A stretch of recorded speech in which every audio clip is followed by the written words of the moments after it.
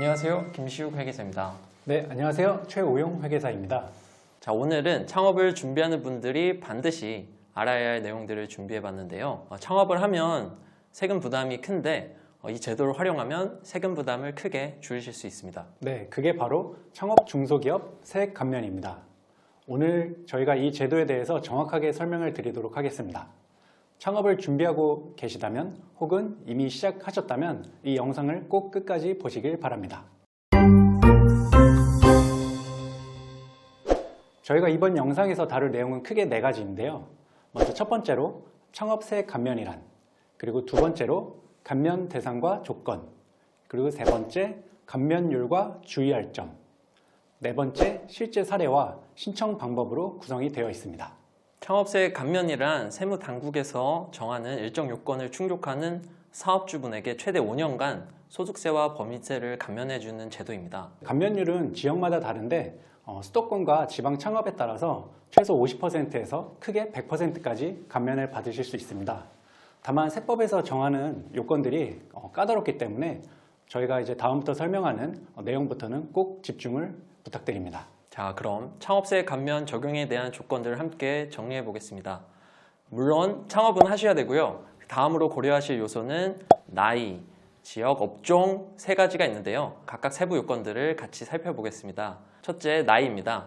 세액 감면을 위한 나이 요건은 없지만 창업하시는 대표님의 나이가 만 15세에서 34세 사이시라면 추가로 50% 감면 혜택을 받으실 수 있습니다. 여기서 군 복무를 고려하지 못하시는 대표님도 계실 것 같아요. 하지만 과세관청에서는 군 복무 기간도 최대 6년까지 인정을 해주는 수 있다는 부분을 꼭 유념하시길 바랍니다. 둘째 지역입니다. 수도권 과밀 억제권역과 수도권 과밀 억제권역 외의 지역에 따라 감면율 혜택의 차이가 존재합니다. 수도권 과밀 억제권역은 서울, 인천, 그리고 경기도 주요 도시가 있습니다. 여기서 수도권에 속하더라도 송도나 청라, 영종과 같이 일부 경제 자유 도시 등 제외되는 곳들이 있으니 이런 자세한 지역 요건은 세무 전문가와 꼭 상의해서 진행하시면 좋을 것 같습니다. 셋째 업종입니다. 제조업, 통신 판매업, 음식점업, 정보통신업 등 정부가 정한 업종이어야 합니다. 여기서 업종에 대해서 조금 더 세부적으로 말씀드릴 부분은 업종의 세 분류 코드에 따라서 세액 감면 혜택을 적용한다는 내용입니다. 예를 들어서 음식점업은 표준 산업 분류 코드상 한식, 양식, 중식 이렇게 세분화되어서 나누어져 있는데요. 한식을 신규 창업하신 대표님이 양식이나 중식 등을 신규 창업을 하셔도 창업 세액 감면을 중복으로 적용받으실 수 있습니다. 따라서 본인이 창업하고자 하시는 업종이 세액 감면 대상 여부에 해당되는지는 세무 전문가와 상담을 하시는 것이 중요하다고 할 수 있습니다. 그럼 혹시 유튜버도 감면을 받을 수 있나요? 유튜버에 대해서는 딱 잘라서 이제 말씀을 드리기는 어려운데요.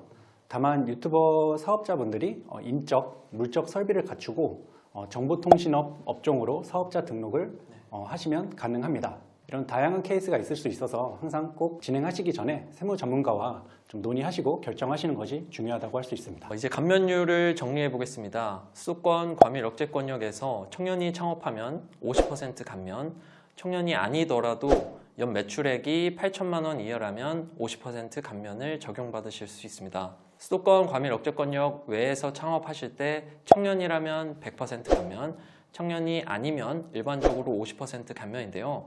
청년이 아니더라도 연 매출액이 8천만 원 이하라면 100% 감면을 받으실 수 있습니다. 주의해야 할 부분들이 좀 있는데요. 첫 번째, 기존 사업을 재창업한 경우, 두 번째, 현금 영수증 의무 발행 업종이 현금 영수증 가맹점에 가입하지 않은 경우, 세 번째는 사업을 창업한 게 아니라 사업을 승계받거나 자산을 인수해서 사업을 영위하는 경우, 네 번째로는 개인 사업자가 법인 전환을 하는 경우인데요. 이 부분에서는 말씀드릴 게 거주자가 하던 사업을 법인 전환하더라도 조특법에서 정하는 요건을 충족하는 법인 전환이라면은 개인 사업자의 감면을 그대로 법인이 승계받으실 수 있습니다. 일단 먼저 해당 사업을 영위하던 자가 발기인이 되는 게 첫 번째고요.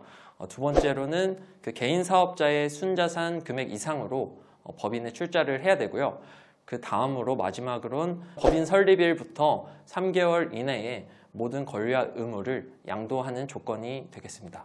그럼 다섯 번째, 폐업 후 사업을 다시 개시하여 폐업 전의 사업과 동종의 사업을 한 경우에도 창업세액 감면을 일반적으로 적용받지는 못하는데요. 네, 여기서 제가 추가로 말씀드리고 싶은 것이 폐업 후 다시 동종 업종을 영위한다면 원칙적으로는 창업 자체로 인정을 해주지 않습니다.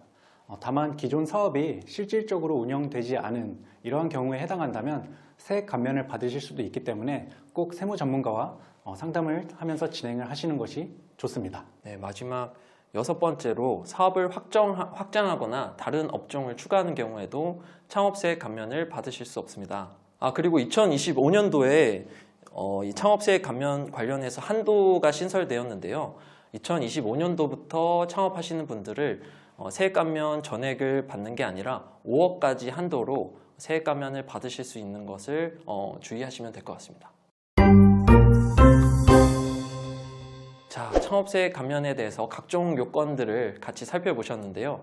이제 간단한 예제로 개념을 정리한 시간을 가져보도록 하겠습니다. 그럼 예를 들어서 서울에서 음식점을 창업한 30세 청년은 세액 감면을 어떻게 받을까요? 먼저 저희가 앞서 설명드린 세 가지 요건부터 하나씩 차례로 따져보도록 하면 될 것 같습니다.